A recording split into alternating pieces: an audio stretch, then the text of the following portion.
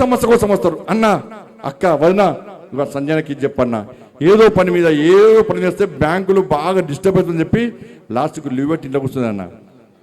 ఇలా కార్యకర్తలు అందరూ నాకంటే ఎక్కువ భార్య దగ్గరకు పోతారు. వదిన పెళ్ళుంది, తృణమో ప్రణమో సాయం చేస్తుంది. ఉంటే వదిన బర్త్డే ఉంది, తృణమో ప్రణమో సాయం చేస్తుంది. వదిన హాస్పిటల్ ఉన్నాం, తృణమో ప్రణమో సాయం చేస్తారన్న. ఉంటే సాయం చేస్తుంది, లేకుంటే ఏదో రకంగా ఇప్పించిపోతుంది అన్న. కానీ ఇలా కన్న పేగు డిప్రెషన్లో ఉందన్న, ఏడ్చుందన్న, డిప్రెషన్ పోతుంది.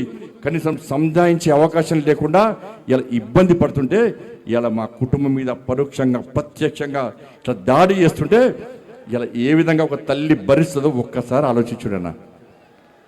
తల్లడిల్లిపోతుందన్న, డిప్రెషన్లో పోతుందన్న.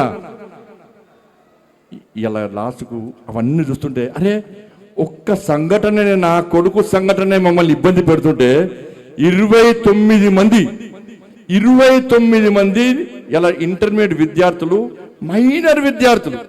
మైనర్ విద్యార్థులు ఇలా ఆత్మహత్య చేసుకుంటే మరి ఆ తల్లుల బాధలు ఎట్లుంటే ఇప్పుడు గుర్తొస్తున్నాయన్న. ఆ కష్టంలో కూడా వాళ్ళకు అండగా ఉన్న వ్యక్తి ఈ బండి సంజయ్ అన్న. ఒక అమ్మాయి ఇంటర్మీడియట్ అమ్మాయి, అన్ని సబ్జెక్టులు హైయెస్ట్ మార్క్స్, కానీ సోషల్లో 0 మార్క్స్ అన్న. 95 సోషల్లో 0 మార్క్స్. ఇది తప్ప కాదా? ఆ అమ్మాయి కలెక్టర్ కావాలి, నేను ఐపీఎస్ కావాలి అని చెప్పి వాళ్ళ ఉన్న తల్లిదండ్రులు, పేద కుటుంబం, పొలమమ్మి పుస్తలమ్మి అన్నమ్మి ఆ పిల్లను డాక్టర్ చేయాలి, ఐపీఎస్ చేయాలి, ఐఏఎస్ చేయాలంటే గత ప్రభుత్వం మూర్ఖత్వం వల్ల ఆ పిల్ల 0 మార్క్స్ వస్తే ఆత్మహత్య ప్రయత్నం చేసుకుంటే కొన ఊపిరితో ప్రభుత్వ ఆత్మహత్య తీసుకొస్తే వాళ్ళ అమ్మ మెడలో పసుపు తాడు చూసినటువంటి ఆ తల్లి, అరే నా అమ్మ నన్ను చదివేయడం కోసం, నన్ను డాక్టర్ చేయడం కోసం, నన్ను ఇంజనీర్ చేయడం కోసం, నన్ను ఐపీఎస్ చేయడం కోసం, ఐఏఎస్ చేయడం కోసం పుస్తల తాడు కుదబెట్టి పసుపు తాడు వేసుకొని నా కోసం కష్టపడ్డది.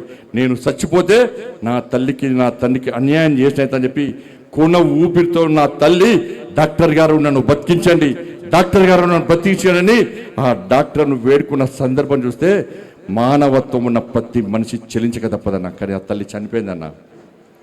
ఇట్లా 29 మంది చనిపోయారు. తిరుగుతున్నా, వాళ్ళని కూడా మళ్ళా కలుస్తా, వాళ్ళందరినీ చేరదీస్తా, వాళ్ళందరిలో కూడా భరోసా నింపుతాన్న. ఇలా భయపడే వ్యక్తి కాదన్న. ఇంత పెద్ద సమాజం, అరే శ్రీరామచంద్రుడికే అరణ్యవాసం తప్పలే, సీతమ్మ మీద అపవాదాలు వేస్తే సీతమ్మని అడుగు పంపి ఇవాళ రాముల వారు అరణ్యవాసం చేసి ఇలా తప్పుడు కాదని నిరూపించుకొని ఆదర్శ రాముడు, అందార రాముడు, అందరి రాముడు, మనందరి రాముడు లెక్క మనకు ఆదర్శ రాముడు అనే వ్యక్తి మన శ్రీరామచంద్రుడు అన్న. నా భుజం మీద కాశాపు జెండా ఉంది, నా శిరస్సు మీద అమ్మవారి ఆశీస్సులు ఉన్నాయన్న. ఇక్కడ భయపడే ప్రసక్తి లేనా? రే ఆంజనేయ స్వామికి నిప్పు పెడితే అదే నిప్పుపై లంకను మొత్తం ఎట్లా దానం చేసిందో ఇలా బండి సంజయ్ని గెలికిరి వాళ్ళ మీరు పెట్టిన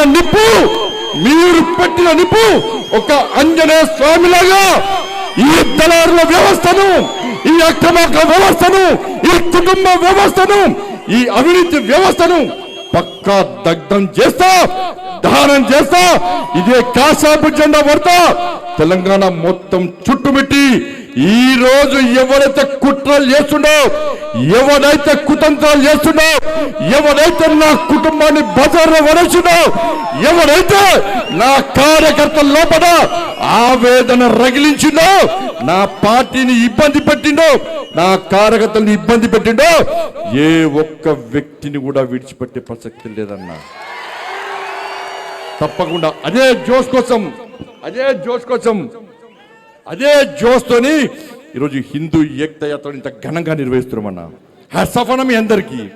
మీరు అందరూ అనుకున్నారన్న బండి సంజయ్ బాధపడుతుండు, బండి సంజయ్ బాధపడన్నా, నేను బాధలు పడ్డోనే అన్న, నేను బాధలు భరించడునేనా. ఏ రోజు నా జీవితంలో ఎంజాయ్ చేయలేను.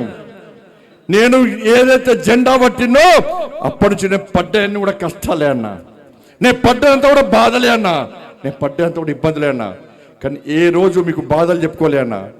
ఈ సమాజమే నా కుటుంబం భావిస్తున్న తరంలో నా కుటుంబం మీద రాళ్ళేసి నా కుటుంబాన్ని బజారు పాలు చేస్తే తప్పు నాదన్నా.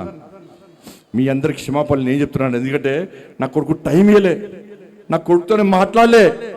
మీరే తమ్ముళ్ళు అనుకున్నా, మీరే కొడుకులు అనుకున్నా, పొరపాటు చేసింది నేనన్నా. నా కొడుకు టైం ఇవ్వకపోవడం పొరపాటు నేను చేసిన, నేనే నాకు తప్పు చేసింది. నేను క్షమాపణలు చెప్తున్నాను మీ అందరికీ. కానీ తప్పు ఇవ్వకుండా బయటకు వస్తానని నా కొడుకు నాకు మాట ఇచ్చిందన్న. తప్పకుండా వస్తాను మాట ఇచ్చిందన్న. నిజంగా తప్పు చేస్తే నా కొడుకును కూడా నాకు క్షమించన్న, ప్రసక్తి లేదన్న. కాబట్టి దయచేసి తప్పుడు ప్రచారం నమ్మకండి.